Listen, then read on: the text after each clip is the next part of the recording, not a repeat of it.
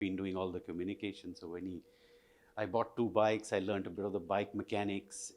I took my Jeep with a trailer. I took my two boys with me, and off we went to Udaipur to meet him at the airport. And I met him, and he turns around and says, "Yeah, I looked at your itinerary. It's all fine, but on some of the days, back home on weekends, I do 100K rides. So I like to do a 100K ride somewhere in between." I said, "Oh God." I had not even planned for that. So anyway, I didn't know how to use the gears on the bikes because we normally use regular bikes in India. So I struggled on the first day. We did 40 Ks. I was looking at him, how's he changing his gears and everything. And second day we did 60. My legs were aching. I was initially thinking maybe I'll have a sham Delhi belly or something like that. And yeah, the fourth day we did 120K, and that's the day I said, yeah, I think I can do cycling, so I'm going to start a cycling tour company. So that's how it got born. And since my first tour was in Rajasthan, and hence I named the company Thikanas on Cycles. And then I took the meaning literally to the next level, because in Hindi you can translate it as cycle ka kya thikana, you can go anywhere. Yeah.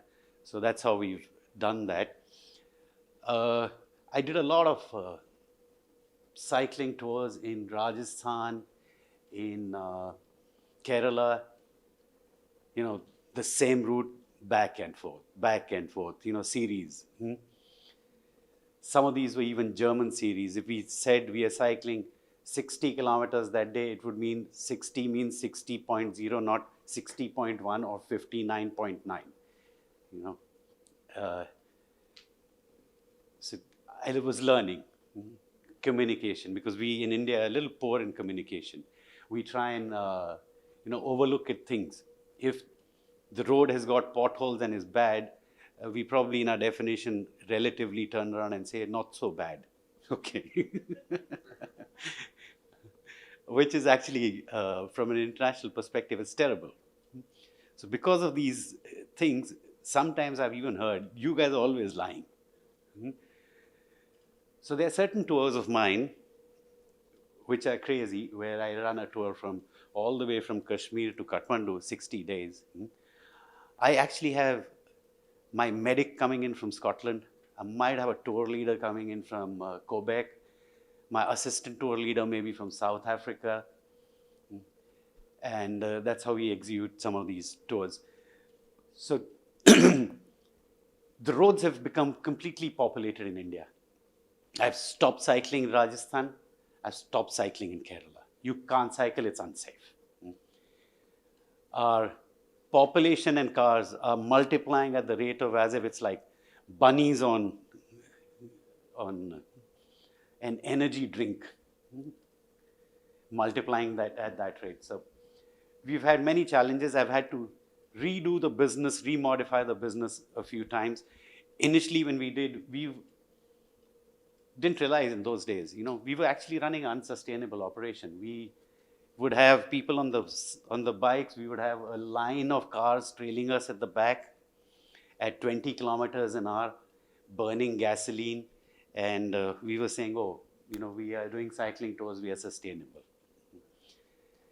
So we've modified that as well, which adds to a challenge. Now we do 100% cycling from A to B. We'll only have a backup vehicle for medical emergency and to transport your bags.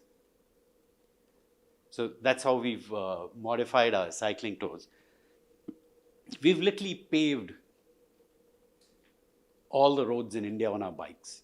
I have probably done more customized cycling tours in India than there are spices in the Indian market over the last 20 odd years or something. Okay, this is how we started. We started in Kerala, I've covered that. Why do we cycle?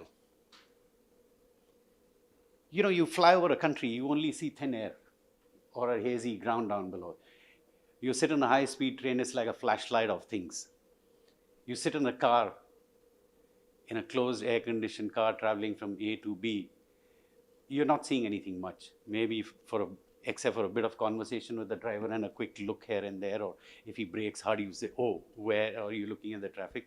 That's all you know about that country. So you have to slow down the world. And you need the world in your control to see it. So that's the reason we cycle. Given all the logistics and the troubles and everything, we have to go remote. If you really want to see the pulse of a country, you see it only from the rural parts. You don't see it from the cities. That's when you actually get to know the true culture of a country. So that's some of the reasons why we cycle. And now that we moved on to a sustainable mode, so we've chosen to be sustainable. It's good to go into the remote areas, promote regional tourism, have regional interaction socially, maybe get that surprise element. There's lots of things in India which, if you're traveling from A to B on just the highway, you miss out.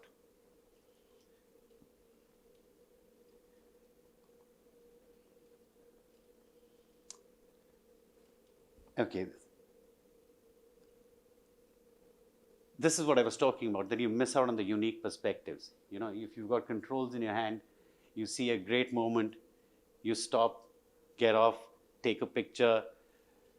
Kids might wave at you at the school, you stop, you get into the school, you go create a racket, say hi to everyone, interact with them, come out, you see a local market, you stop at the local market, walk around, gather all the smells and get all your interactions. And by the way, these pictures are all in India.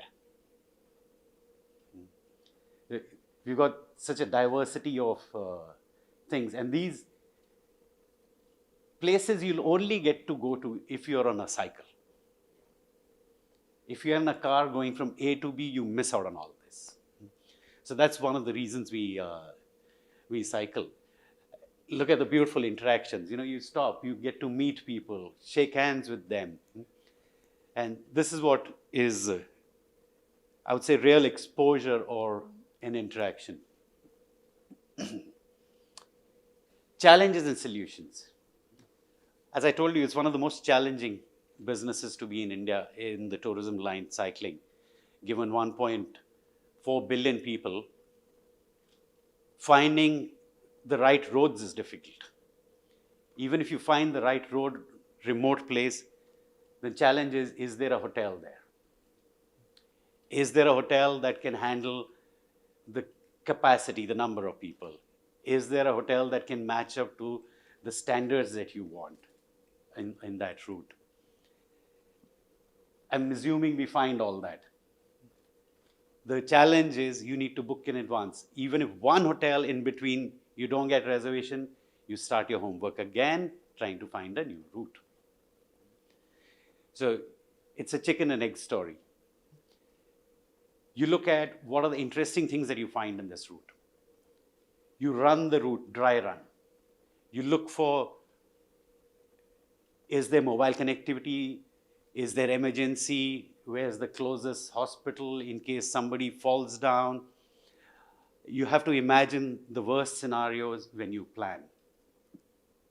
And at times, you need to get back to the drawing board and start again. We actually map every kilometer of the road. In my notes, it'll be 3.2 kilometers a right turn, 4.7 a left turn, 5.9 a bump on the road, because that is what we need to communicate. If you're going downhill, if there's a bump, if there's a pothole, and if you have not informed people, they can be taken by surprise and will go for a toss, and there you have to deal with emergencies. So it's better to communicate beforehand in details. So we have a brief every evening to explain the route to them, maybe at dinner time over a drink or something like that. If it's a larger group, we even have somebody goes ahead and does the bags in the rooms. We do large groups and we do FITs. There are only few places left in India where we can cycle. One is Central India, but I'm afraid it involves a bit of transfer because the distances are too much between two decent properties to live at, to stay at. The challenge is in these remote parts, there's no bike spare shops. So you have to carry your own bike spares. You need a mechanic to go with you. You need to even, because there's no other hotel, you have to house the mechanic in the same hotel. It's all adding up to the cost. The mechanic may have to fly in from Bangalore to join us on the tour. Again, it adds up to the cost. So it's not really one of the cheapest modes of tourism in India. You don't get resupplies. Every day we have to set up lunch for the guest. You are in such remote parts, there are no grocery shops for you to purchase. So you need to plan to carry your stocks in advance, and then we set up a lunch like this on the road every day. We'll keep sanitized hand stations. No, I don't mean sanitizers, it means like water with soap, wash your hands. We don't allow people to even get their helmets close to the tables or even their drinking water bottles, because you don't want to contaminate the thing. Because we are serving food, we have to wash everything hygienically in front of everyone. Even if we are cutting fruits, it has to be cut in front of everyone so that you are sure that it's safe enough to be eaten. So those are the challenges. For every challenge, we have to find a solution. Only then it works. The other places which I find really nice and beautiful to cycle, remote parts of Uttarakhand. You get some really nice, quaint, beautiful properties to live at, especially for smaller groups. If you've got a larger group, you might have to split in 2 different hotels. That also happens on the tours.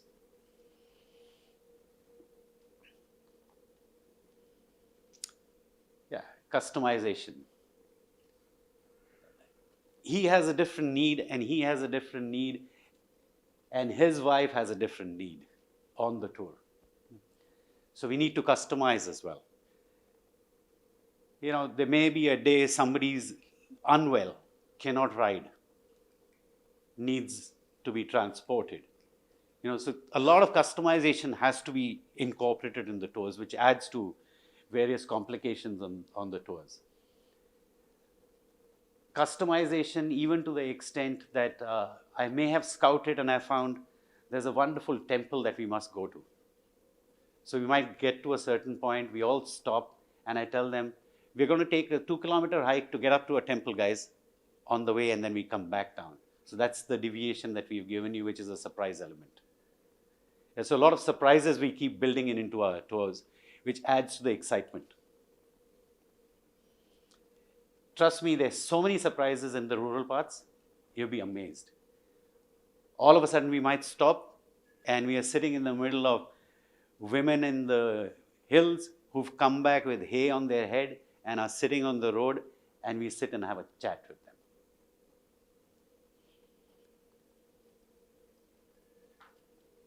Yeah, environmental consideration. As I've already explained some of the points,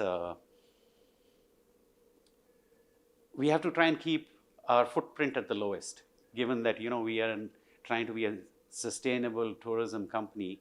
We can't leave any trace behind, so we have to collect all our garbage wherever we go and try and dispose it off at a certain convenient point till we reach one of the cities. Because in the villages, there's no garbage disposal systems in India.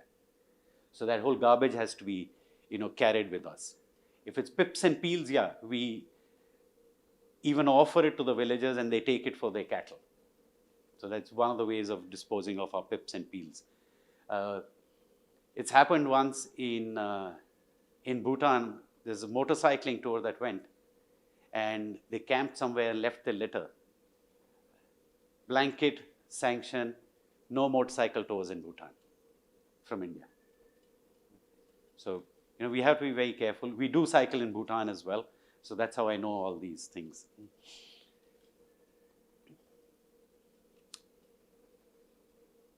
Okay, cultural immersion. This picture is in Nepal.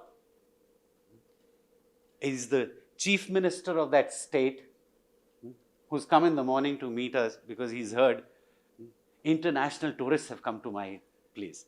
He's never had tourists in that area before in his life or ever heard of. So it's a very unique thing. We arrived at a certain point, and that day there was a tiger scare going through one of the tiny national parks, and the army stopped us, said, you can't cycle. So what do you do? Mobile signals are not working.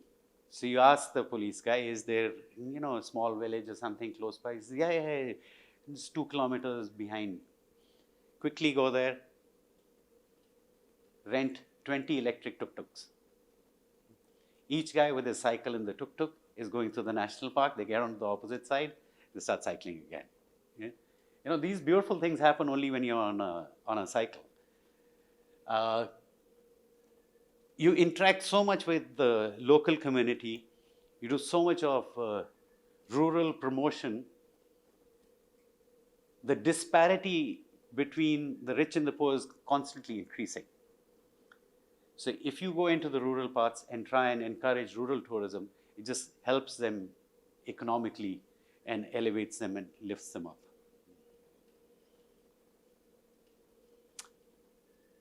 We try and stay in very charming, quaint places on the way. When we scout for every hotel in that property. At times, we even change our route because the property is so beautiful. It doesn't mean if you're going from A to B that we have to follow a straight line. We might go through a curved path and come back down. When I was scouting my tour between Pokhara and Kathmandu, the local villagers, you ask them, we started from Pokhara and we are heading to Kathmandu. I say, does this road go to Kathmandu? No, go to the highway. No, go to the highway. Because they haven't seen anything beyond their villages. Yeah. So you go on one road, you'll find beyond a point, it's just finished. It's, broken completely. You have to come back, scout the next way.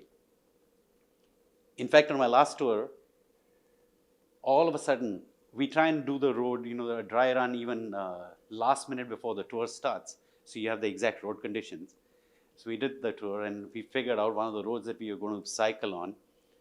The entire tarmac has been pulled off by the government to relay it and to broaden it.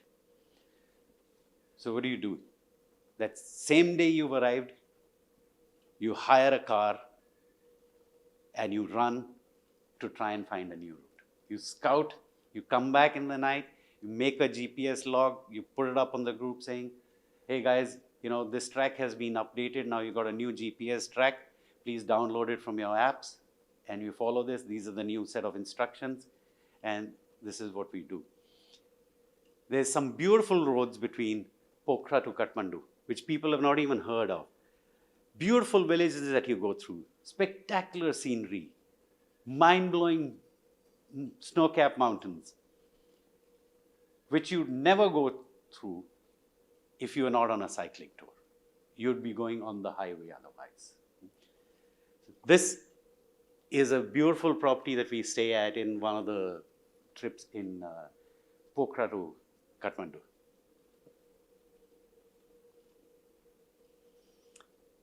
What is the clientele like?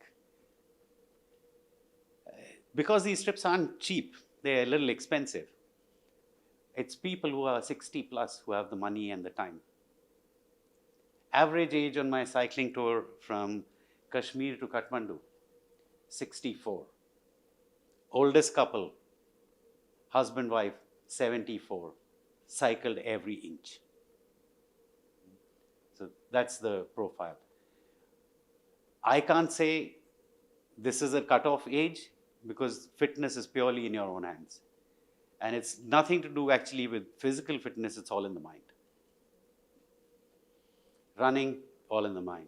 Walking, all in the mind. Hiking, all in the mind. Communication, I said, is very, very important. You have to communicate as precise as possible and accurately, and probably try and communicate it looking at it from their perspective, from whichever country they're coming in, from whatever culture they have. If it's Germans, you probably need to say it in a different way. If it's people from UK, a different way. Canadians, a different way. Australians, in a different way. And at times, you've got a homogeneous group. You might have, out of 20 people, people from 15 different nationalities. And some people barely speaking English as well. So, communication, giving them as much information as possible is the key thing in your SOP to avoid possible accidents.